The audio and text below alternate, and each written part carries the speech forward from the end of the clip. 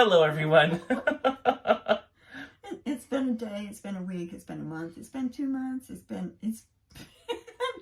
a lot of stuff happening all at once and never ending. And never ending. Never ending. Yep, so this is Laura Lee Mystica and Daniel yes. Flowerdew. And please be sure to like and subscribe to our videos on both of our channels and share it with anyone that you think would be interested. And you know, it's weird shit-ish thing. Yeah. We would appreciate that. And spread the word. Yeah, or if there's a video that has knowledge that you think would be important for one specific person to see, share it with them and be like, hey, this video is going to tell you what I want to tell you. So just listen to this and it'll help. Then I won't have to. Then you can just tell me what you thought. Exactly. And then you can turn it on double speed and laugh together at it. Oh, that's going to be good. Hopefully this is going to be a good laugh one. The last one wasn't a very good funny one. We didn't even tell you to turn up the speed on that one because it weren't so funny, were it? No, and I did get a lot of people asking questions saying that they didn't understand it. And the big thing with the Hellraisers is to take a step back, breathe. Don't try to understand every single detail because it does make sense. It's just that if you try to get too close to it, it gets gnarly. And we have the PDF file on there as well. So what I suggested to the people who asked me is to pull out the PDF and read along as we're reading it in the video, in the last video. And one of them wrote back and said it helped. So if you have issues with that, go ahead and do it. And that is important for the stories coming up. So yes, because there's always more. Like you said, it's been a good couple of months. It's been nonstop. It always is, but it's been particularly well. When you hear what we have to say today, you'll just go, "Oh yeah." Yeah, and this was one big thing. But in the time between the last video and this video, I've been to Laura Lee's, and the last time I was here, it was like every 12 hours something big was hitting us. It was like every 12 hours. I was like, did we not even get one day of a break? But it's what we're here for. So yeah, we get a few hours, at least a little sleep here and there, a little Stargate SG-1, and then right back to it. Exactly. So we're going to start with our segment of Weird Shit on the Farm, I believe, right? Yes, and it's going to be fun. Weird Shit on the Farm. What you're all waiting for. What you're all been waiting for.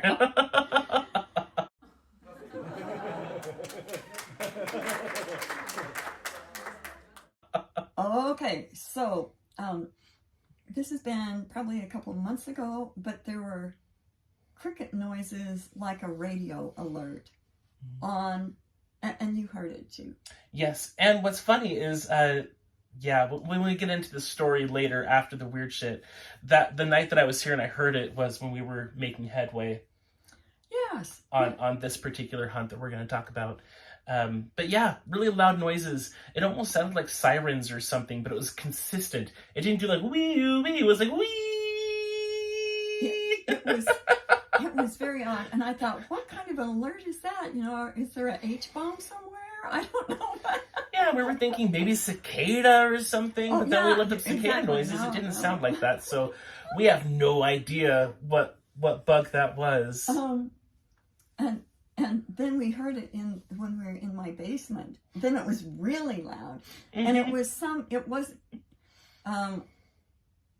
wasn't like on the radio. It was like out in nature somewhere. Yeah. And so we don't know exactly what it is, but we heard it for like 2 days, and then it kind of died down. And you heard it for 2 or 3 days. Yes. I heard it only the once while or twice. You were here. Yeah. While I was here. It was pretty loud and weird. It was, and it was obnoxious. It was very distracting. It was. Well, because you didn't know, it's like sort of a cricket, but it didn't go boo boo boo boo like crickets do. It's like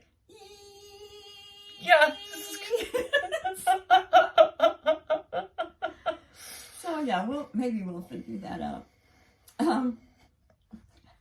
And speaking, I just have to tell this one. When last night when we put the chickens to bed, there was one coop of chickens that wouldn't go to bed, and the light was on, the The solar light. Solar light. No, Yeah, and it's motion activated. The motion light. Yeah, I kept motion thinking activated. trouble light. It's like, no, it's the motion light. Was on, and we're like, what the hell? So I got my phone out and started taking, like, seeing if I could see any orbs, like in the duck video that I had several years ago. That we'll post the link of on here. And not only that, but a couple of days ago, she was out there recording, and it was like orbs all over the place. Everywhere. So since I was here, we were trying to use my phone and hers, but since the motion light kept going on... Right, but even then, we saw nothing but static. And he thinks maybe it's because we were together and nothing wanted to come out. Nothing wanted to come out. That, and I still wonder if that was a full moon or not when you took those videos. I'll have to find out. It didn't seem to matter because, like, all the other times when I did orbs, I don't think it was always a full moon. But the orbs were like snow and zooming around, and it definitely was not dust. You know, people would say, oh, it's just dust. Chickens had been in bed for like a half hour. It was not dust. Everybody was in bed. The only one out there was me, and I wasn't kicking up the dust. Yes. So, the only one I saw last night, I was using my phone, and I did get a little recording of like this little green and blue light that went across my phone, just the very bottom, and I kept my phone still, so it wasn't a movement thing. And I was on that spot for maybe 30 seconds before it just kind of moved across the screen. So I don't think that would be dust. Maybe, it wouldn't show up like that. Maybe what we'll do is it's only like a 2-minute video. Maybe if this. Mine is only like 10 seconds max. Well, yeah, I'll transpose it onto here so you guys can see it. Or put it at the end or something. We'll put it somewhere because the one that I had was like snow. They were flying everywhere, and so we're doing that, and then the little shits still weren't going to bed. I'm like, what? It's dark. What are they doing out there? So we went over there to try to get them in. And we were trying to get him in for quite a while. And then I discovered that the door was closed. So they couldn't get into their coop. They couldn't get into the coop. And it was closed because we took him out of the big door to grab him so we could check for lice in the morning. And the little door, that coop door never got open. So the poor little things were. And it's funny because I even looked in there, and I saw one of the little chickens walk up to the door, and I was like, oh, okay, she's going to bed at least. And then she turns around. And then we came walking back. When Laura Lee came back, and she was like, why aren't they going to bed? I saw all 3 of them out, and I was like, but one of them walked up there. Why is she back out? And they're older chickens. They're not party animals. No. Like, the younger ones were in bed, and the older ones were in bed. So I don't know what their issue was. So it was and then us. the door was It was closed. our issue. We were the issue. We were the issue. So that's not weird shit. That's just a funny story. It's just funny chickens. Well, and then what's funny is her husband afterwards was like, aren't you both psychic? Why didn't you know that it was... Yeah, 2 psychics out there trying to get the chickens in and did not know that the door was shut. But we were too distracted trying to find ghosts, okay? We were. So, ghosts or whatever. or whatever. Ghosts, they were probably nature spirits, but yeah. Probably. We wanted to see the orbs. We wanted to see the cool shit. Okay, and we'll show you story. pictures of my eggplant that never grew. In fact, it got smaller. And we'll show you a picture of that, and it's just as big as it finally died 2 weeks ago when we had a hard freeze. But I don't know why they didn't do anything. They went from, and I fed them and gave them new fertilizer, soil, electroculture. Nah. Nothing. Yeah. Okay, Nothing. and then the currant bush out there, just update, it just had kind of hollow, mushy currants, and they've always been good. Not this year, and that the birds wouldn't even eat it. So then there's that. And then we've showed you the walnut trees before, but the picture, we'll put this on the screen. This was in July, like the first part of July. They still did not have any leaves on them. And everything else had bloomed and was green. So that was odd. They finally got their leaves. I called them late bloomers. I understand what late bloomers are now. But they still never got walnuts. Yeah. Every time I'd come over, I would drive by them because there's a driveway that goes next to them. And I'd go really slow and I would look in between all the branches at different angles to see if, there was any out there. No.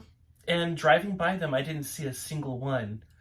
Well, when I went out there was like 3 or 4 out of like a dozen trees. So, yeah, that's update on that. Oh, and then we've showed you a picture of the oak tree back by the coops. Yeah, I believe we have. It had, for 2 years, it had dropped its leaves, and there was like, I don't know, 30 leaves that never came off. And that's what's shaking it and everything. Yeah, and this was in 2 years. It went through 2 winters and still kept those leaves on. But then it died, except for down at the roots, there's new ones. So I don't know how a tree can keep leaves on it for 2 years. Yeah. That was just kind of weird. Okay. Yeah, but now it does have new growth at the base of another acorn tree coming in, and then there's also a hawthorn tree growing out right next to it. So it's so there's still life there, just there. Not that one acorn tree. Okay, and now,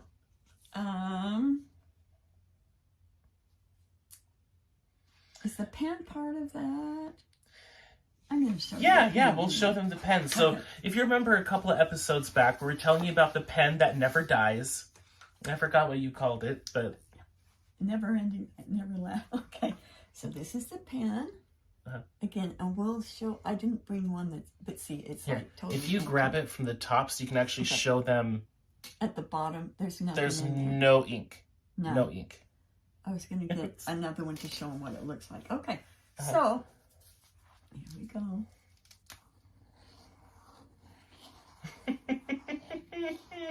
It's still writing. Energizer Bunny keeps going and going. I just think this Magick Pen is such a hoot. Can't count how many times I've bought brand new pens and they won't write worth a darn. And you've got this old one that has no ink and it just doesn't want to stop. Okay, so then we've showed you pictures of little Hazel, and she, cutest little thing, okay, and this was like last December. I booted little Hazel out of the pen with the others while I cleaned the coop. I went to check on them and locked the gate, and she was not there.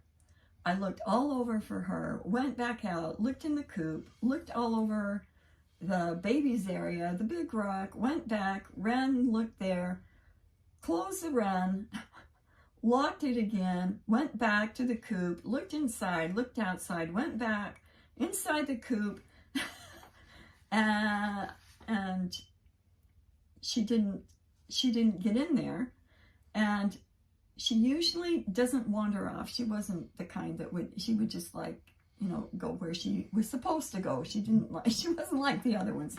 She wasn't that adventurous. Yeah, she was so cute. I just loved her. And so she doesn't wander off. She usually goes straight to the run to get her foods. If a hawk scooped her up, I would have heard. And one of the roos would have sounded the alarm, and I was in there cleaning the coop for like 3 minutes, so it didn't last that long. This was weird. I just got that she's not dead. So I went out and looked everywhere again, and went in the run and looked all over, and then looked by the food under the bin, and there she was. Now, she wasn't there when I went and looked and then locked the door. And so I don't know how she got in there. Yeah, and you were writing me too at that time, just like, I don't know where Hazel is. And I was getting the same impression. It's like, she's under that bin somewhere, but she's not there. Yeah. And then I said I looked dimension jumped. several times in the bin before, close up on both bins, and she wasn't in there. So then I told Daniel, and he thinks that what he said, went into another dimension for her protection and also for us to be aware of something. And Sweet Cheeks, the quail chicken, helped keep her safe. Okay, then toward the end of August, she coughed and sneezed when she ate and coughed her food out. It was really weird. I've never seen a chicken like that. And her little trachea was so like small, and it's like nothing was going down. It was.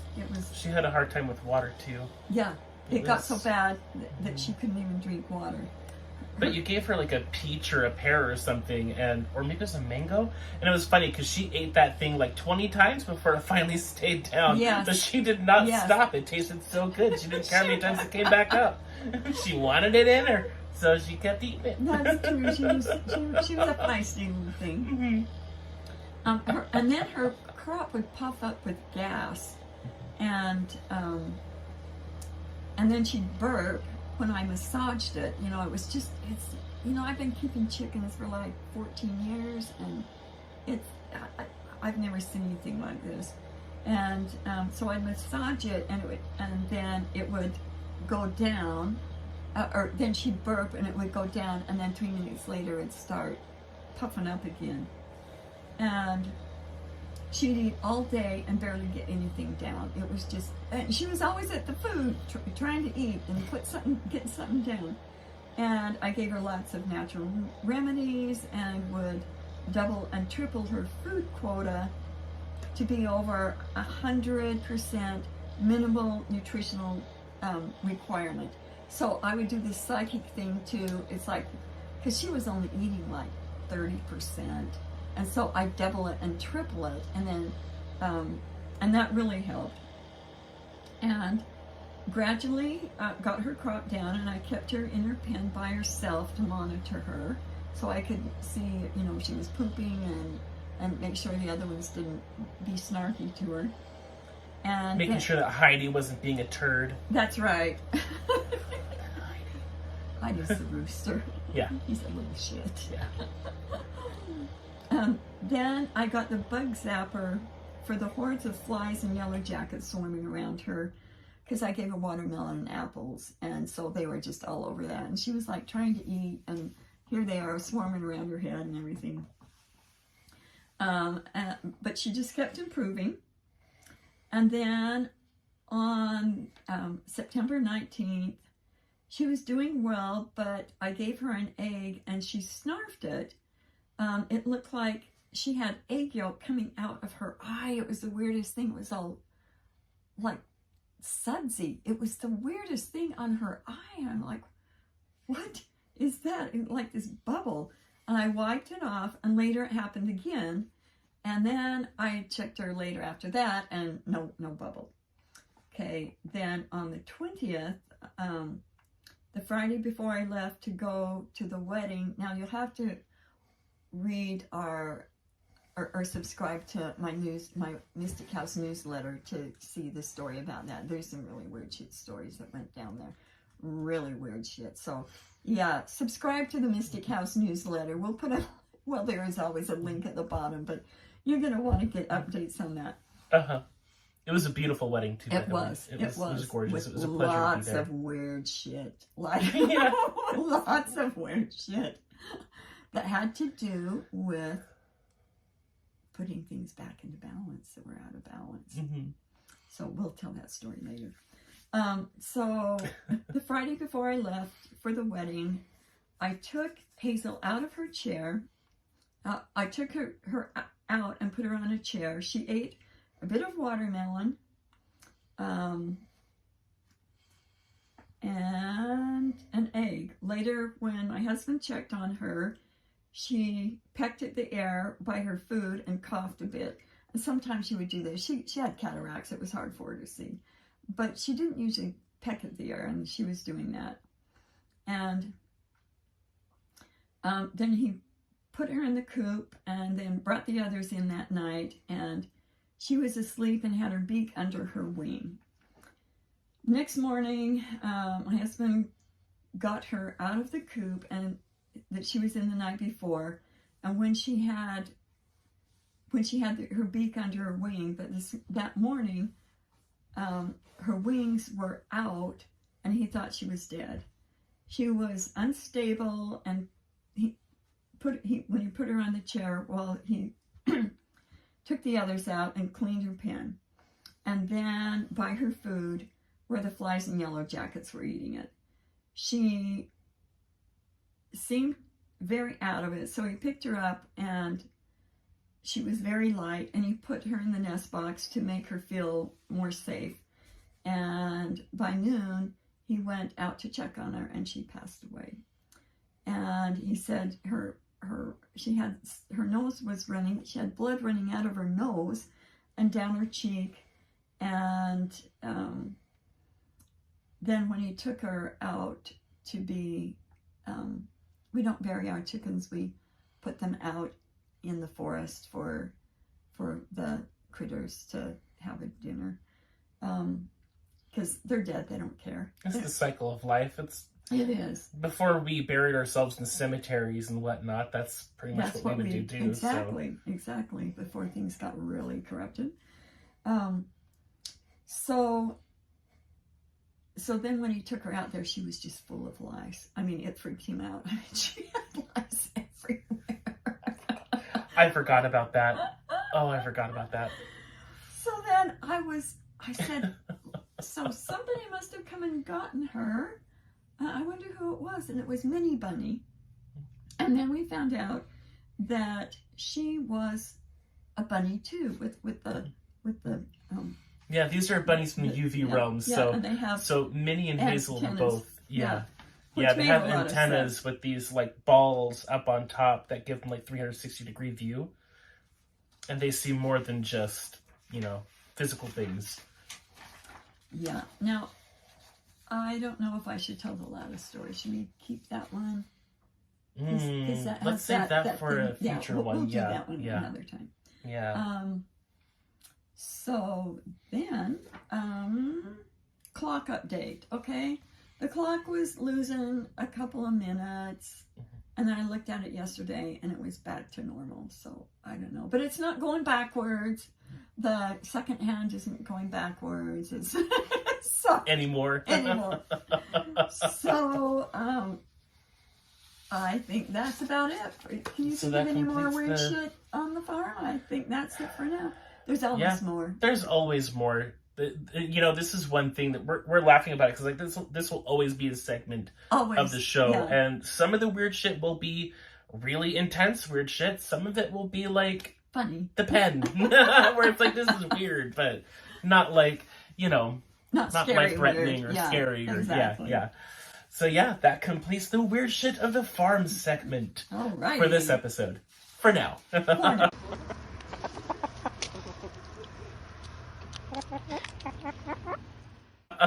Okay.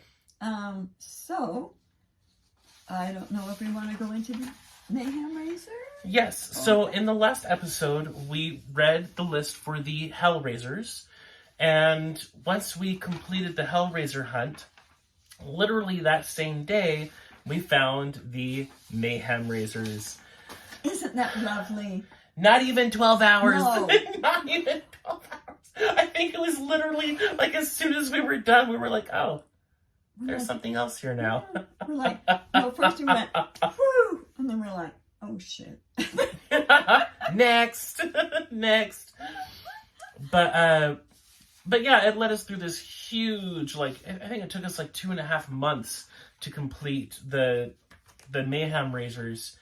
And it's going to take us a while to get all of the notes together. We're going to share what we can here. It was a pretty big system. Like the Hellraisers, there was one main leader, and then a ton of people underneath him that were freelancers, basically.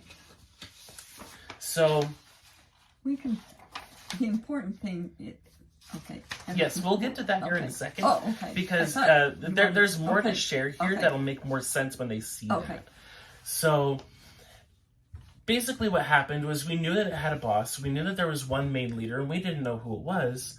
Well, Laura Lee ended up getting a client, and the client took a video of this thing, and we both knew it was a lot more than just some random disembodied ghost or spirit. Turned out that it was a Djinn, and a really, really old and powerful one. This thing was so nasty that, even when we felt into him, he gave us the heebie-jeebies, he kind of freaked us out a little bit. Even though we've dealt with worse, even though we've seen more, Yeah. it was like the Dementors in Harry Potter, for those of you who've seen that. As soon as they come around, it's like an involuntary response. Your body just kind of freezes, and you're like, don't breathe.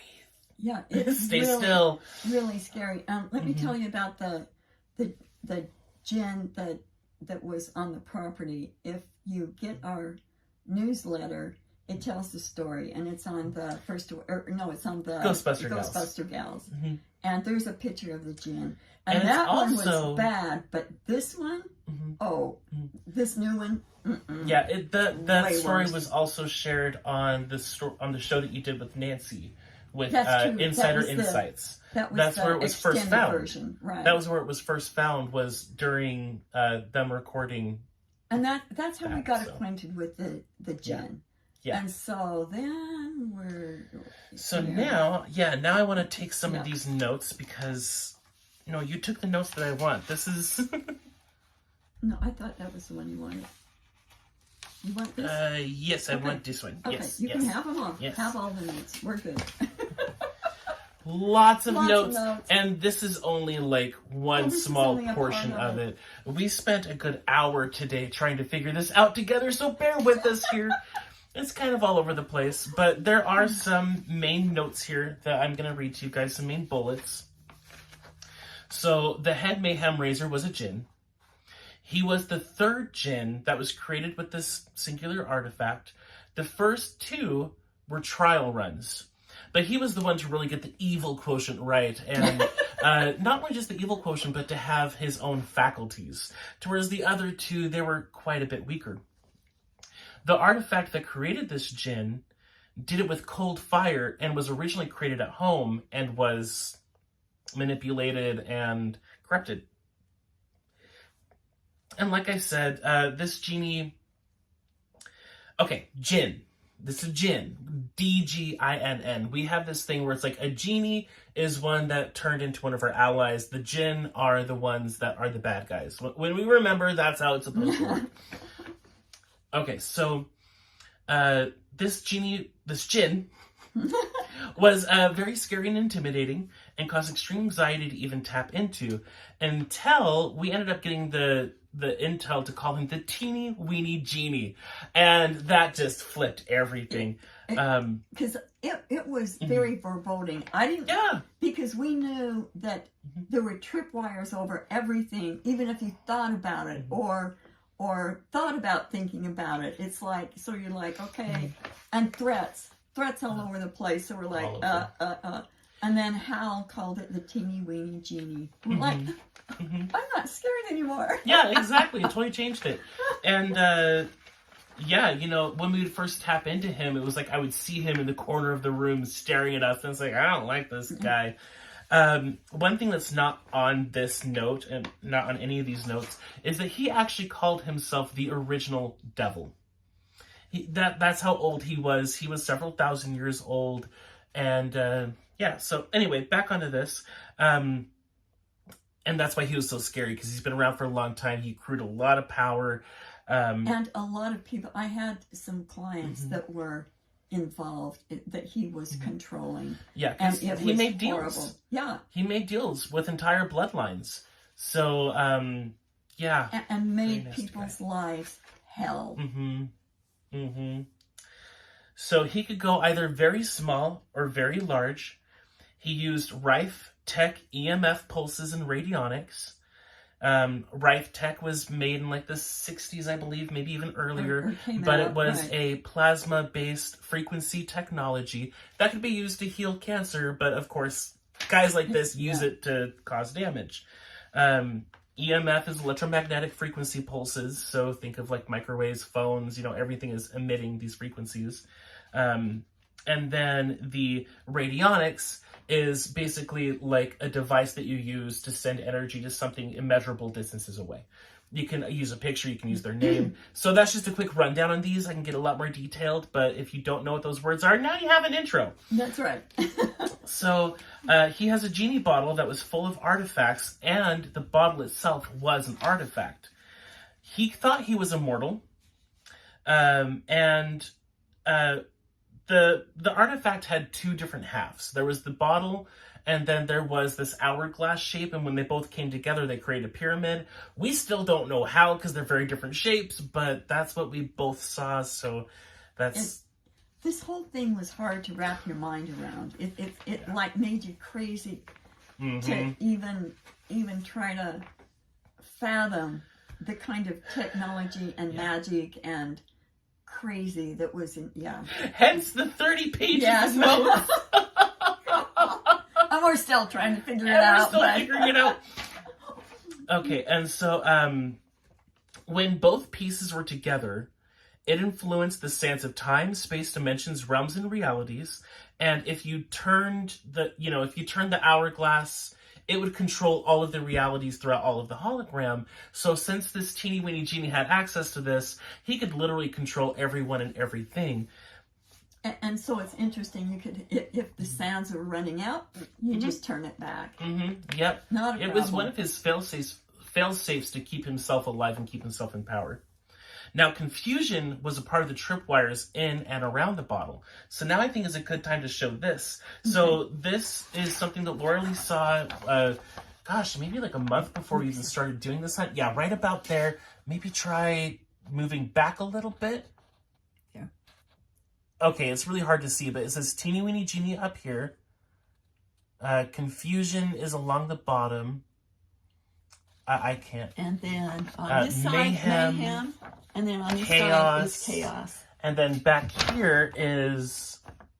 the floor. And the floor is in the center, right. But there's a point back here. And that is the owner, or the director. The owner, dictator. Dictator, right. Yeah. So, this kind of made it make sense. But the thing that's really important here is the chaos and the confusion, because it was really tied into Alzheimer's and people with things messing with their heads. And a lot of people had that messing with them, like a lot of people, me included. Okay. Well, and in all fairness, one of the artifacts was inside of your brain. Oh, so that's right. the hourglass was inside of her head. So I forgot. Yeah. How did you remember that? I just remembered it. Oh my gosh. I actually forgot until now, and I was like, well, of course he had head issues. Oh, you had an actual artifact in there. I mean, that would mess anyone up. Yeah. I don't know what your excuses now, but back then. But yeah, so this genie had, or this djinn, you see, I'm already going back on my rule earlier. So this djinn had a ton of assets. For one, he was the head honcho. He pretty much controlled every NPC, which is a lot of people. A lot of people and things. Now, the big thing is that the difference between the Hellraisers and the Mayhem Raisers is the Hellraisers caused hell all outside of you. Which then eventually would go in and make you feel like you're going crazy. The Mayhem Raisers did it the opposite way. They made you feel like you're going crazy, and then it would start going out, and you'd create your own hell. And projecting it to other people. Yeah. So it was the Hellraisers from the outside in, and they're from the inside out. Exactly. So, and the Mayhem Raisers used more artifacts than the Hellraisers did. And the artifacts really made them more powerful. At one point, we even found that this djinn was more powerful than all of our genies put together because of all of the agreements he's made with people, because of all the soul contracts, because of everything that he had his hands in, and because of all of his artifacts. He was more powerful alone than all of our genies together. Which was creepy. And we're like, it was challenging. It was. You go to bed at night and you just go, what the hell? Mhm. Are they going to come in? Yeah, well, and since they attacked from the inside out, a lot of these attacks were extremely personal and based on your own traumas, based on, you know, things that you thought were true about yourself or things that you've worked on. So yeah, it made the manipulation very personal, which made it even more difficult. But the worst part was a forced agreement that we all had. And I will skip to the forced agreement here because it is really important. Intense. Now this forced agreement, let's see which page. Okay, this page. This forced agreement was really complicated when we found it. And I'll give you the simplified version because it was confusing to the point where even for the both of us, it was like, nah, we understand it. We get it. We don't, but we get it. Yeah. So these agreements were deliberately made to be confusing and mess with your head if you try to sort it out. We had a terrible time putting the notes together as it messes with your head to understand. Ironically, Home Team gave the Djinn Alzheimer's at the end. That was a part of his karma, was he got Alzheimer's. That was her idea. It was really good too. And it was really funny. So, okay, so this agreement basically said that we agree to give all Dark Lords permission to be here in the hologram. And then we also gave them permission to be here, and we have to be their batteries and their bitches. So we had many threats behind this. The threat of mayhem if we go after them. We had a threat that if we tried to figure this out or go after them, not only would they go after us, but they'd go after the people close to us, our clients, our money, and they won't stop.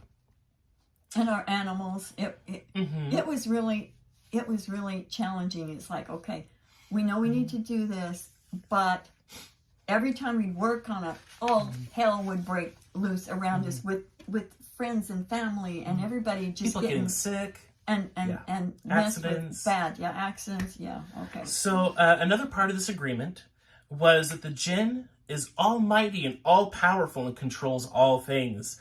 And we allow him to bypass our power/powers and abilities to stop him by amplifying our own weaknesses and depleting our magic impurity quotient. We also were forced to agree to let him have loopholes to keep him in power and to not get all the intel that we needed to zero him. We agreed to create our own hell for the Djinn and to keep the hell powered and in place, and he would keep it powered and in place. The hell for the Djinn was our hell. We created our hells for the Djinn. So we were kind of working for him. Okay, go on. Yep. Thus mayhem will prevail, and there's nothing we can do about it. And there were many, many threats behind this as well. So this is why it took us so long. You know, once I found this forced agreement, it took us several weeks after I found the agreement for us to finally get all the words together to get it all taken out. Because there were so many tripwires and so many things. It's like we had to be extremely thorough. And things that would come in, distractions and stuff. But mostly it was being concerned that we would do something wrong and have bad things happen to our people. Yep. So by signing this agreement in our own blood, which we had to do, we had to agree to what was part A and part B in here. So I already read both of them together. So yeah. But we had to agree to all upgrades, downgrades, integrades, intergrades, proxy, parallel, similar agreements, including agreements to other Dark Lords. So this agreement didn't just go to the Djinn. It spread out to all of the other Dark Lords. Now, when we figured this out, I'm just like, I'm surprised we're still alive. Because we had to be very thorough with it. We had a lot of help. Yeah, we had a lot of help. Yeah. So the night that we did it, we ended up doing it for everyone. So no one has this agreement anymore to the Djinn or any of the Dark Lords. Let's see, was this the one that had the information on? Is there a date on there? I'm not looking for the... okay. Yeah, I'm looking for where it talked about how many beings were involved in it. Because it was something it was like 70... I think it was 900 million... I thought there was trillion or something. Now, is this the beings? this number? The agreement holders. The agreement holders. Oh, yes. Yeah. Yeah, because we not only made the agreements, then we had, the agreement holders were like the police. So if you stepped out of line, one of these agreement holders would come in and enforce your agreement. Yeah, which is what they do for all forced agreements. Every forced agreement has agreement holders, and it's one of the steps in your book on how to get rid of the forced agreements. So if you want to learn more about that, get the book. It's worth it. Yes, the book. And I was thinking, it's really important that I wrote these books and stuff, and it's like everything kind of happens in an order. Sometimes it goes like this, it's all over the place, but there's an order because you can't do this until you've done this, and you can't do that till you've done this, and there's definitely an order, but it's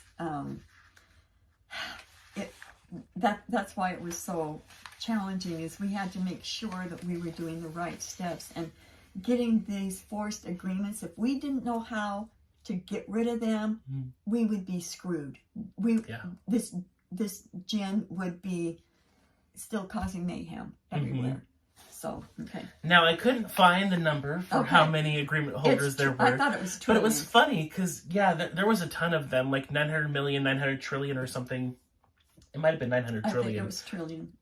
And then so that was how many people originally, forced us to make these agreements, the agreement holders. But by the time that we were getting ready to deal with it, there was like 780 million, I think. Yes, that's picked up the millions. Yes. So we had taken a lot of them out. Yeah. And the ones that were left were like, good, take them. It leaves more power for us. Yeah, go for it. In fact, here's my neighbor over here. Let me trip them so you can get them too. That's exactly, and it just tells you how the mindset works. It's like, get rid of them. It's how they work. They don't work together. Things of evil and corruption, they don't work together. No. Even when they think they are working together, they're really working for themselves. It's just beneficial to both parties at the time, which is always going to be one of their weaknesses. And they can't help it because they're in it for themselves and no one else. So that's how they roll. That's how they roll. So we created a new agreement that we put in place for every benevolent being here. And that is that we no longer need anyone's or anything's permission to be here anywhere. Now, anyone or anything of a level 1 evil or more are never allowed to be here or anywhere, ever, in any capacity, and we revoke all of their rights and permissions forever.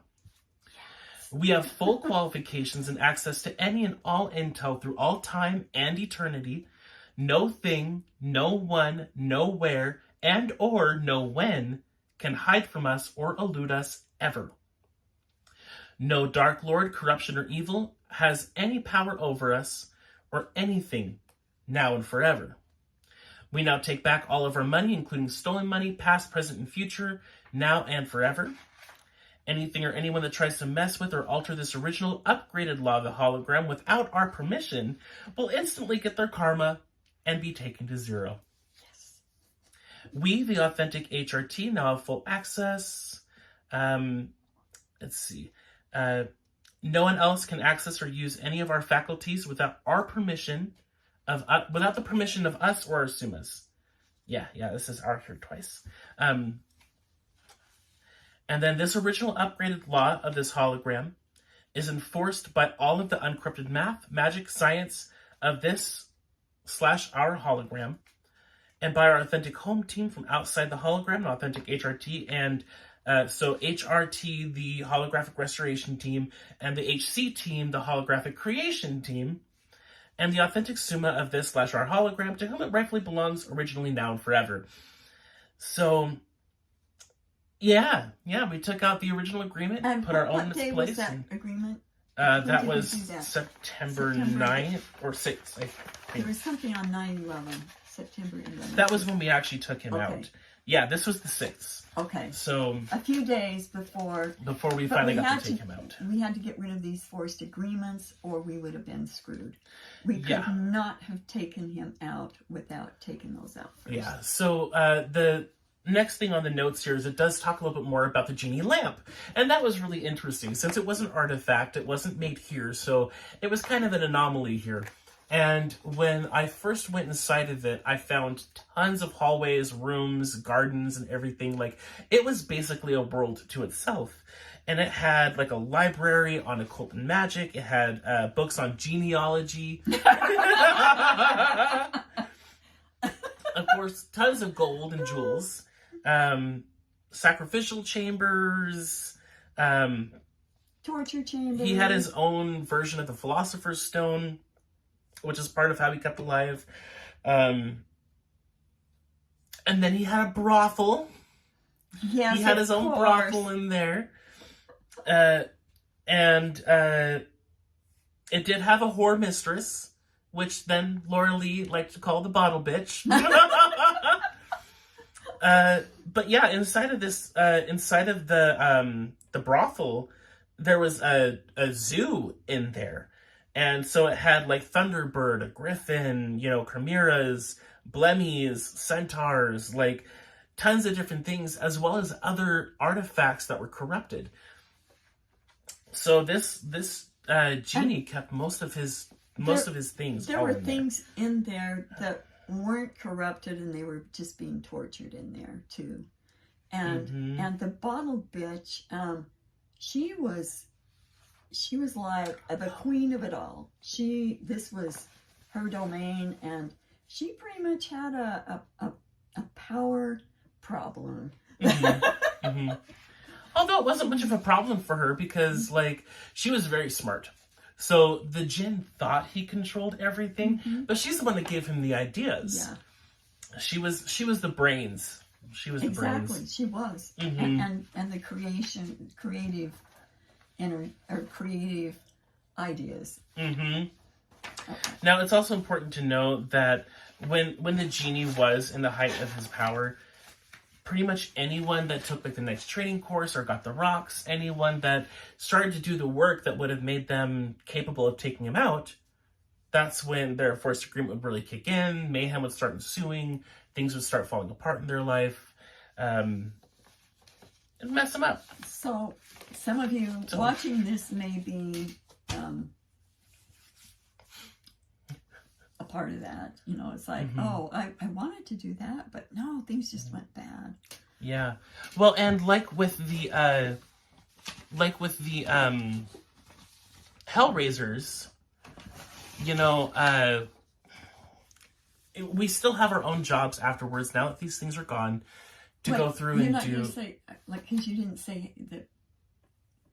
Okay, we got rid of him. You didn't say that part, that we got rid of the genie. Well, okay, no, I guess I didn't. So on 9/11 is when we officially got rid of him, as well as the bottle bitch and everyone else. It's funny because Laura Lee was out in her magical cabin and I was in my car in the middle of a park. But it worked, and I still had beautiful trees. So, but yeah, we took him out. We took out the artifacts. We had to replace the Genie Bottle and the Hourglass with a new and improved artifact created by Home that couldn't be corrupted, that, that would keep the new agreement in place, as well as make it pretty much impossible for any Dark Lord to be here, for anyone to use corruption, for anyone to try to control other people. So yeah, we did all of that. Yeah, it's like, and interesting that this happened on 9/11. I just thought that was kind of ironic. Yeah. That we took this teeny weeny genie out on 9/11.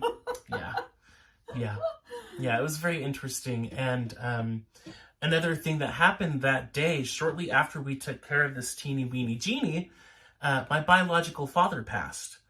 And there's been a lot of issues with him in the past, but he was an NPC. There said my goodbyes to him years ago, but I thought it was very interesting that once we took out the teeny weeny genie, he left the body as well.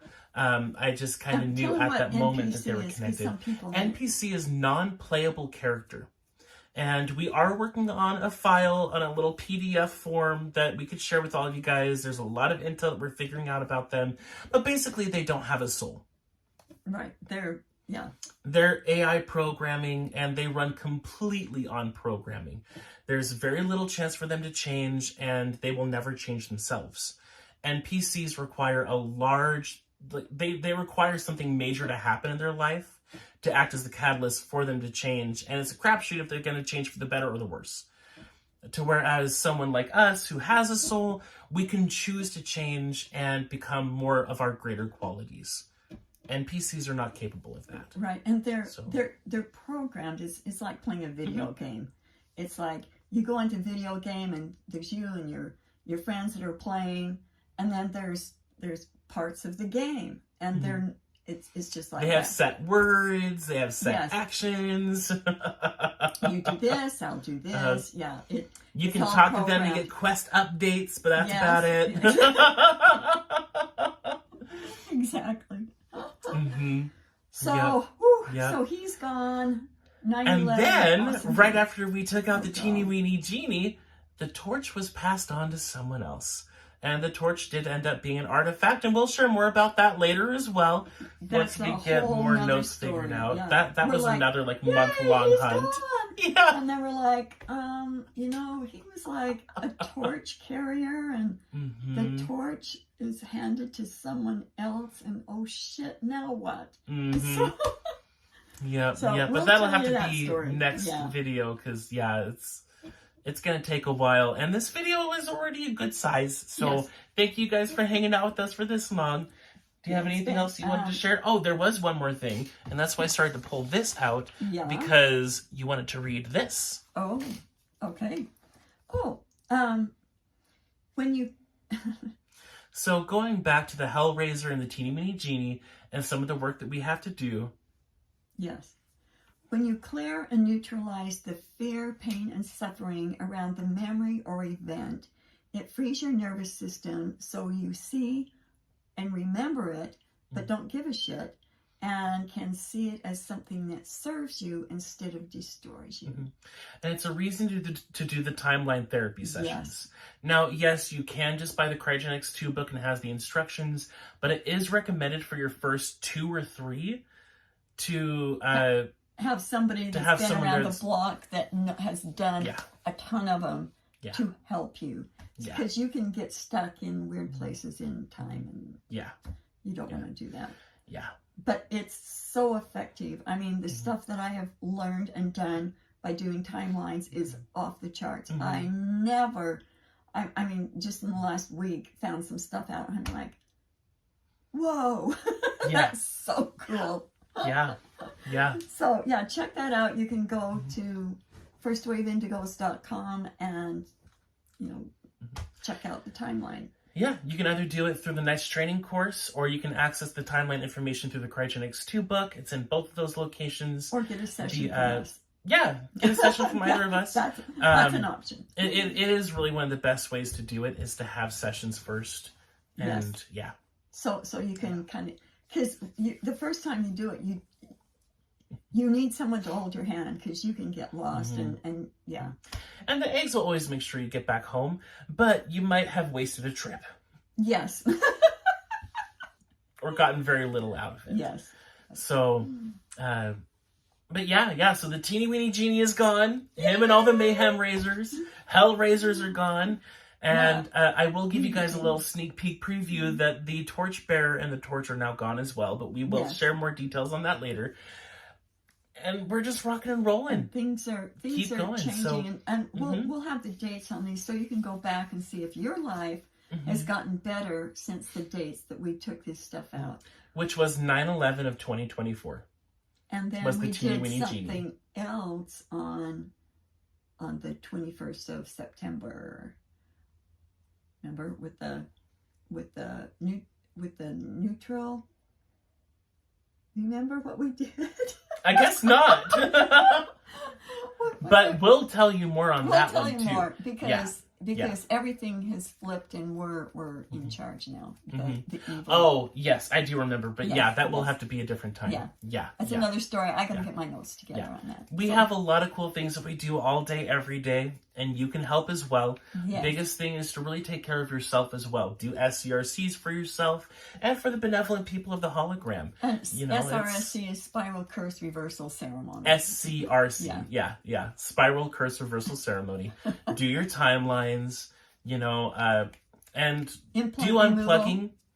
Unplugging is very important. Yeah, and implant removal. And we will we'll put that sheet that tells you.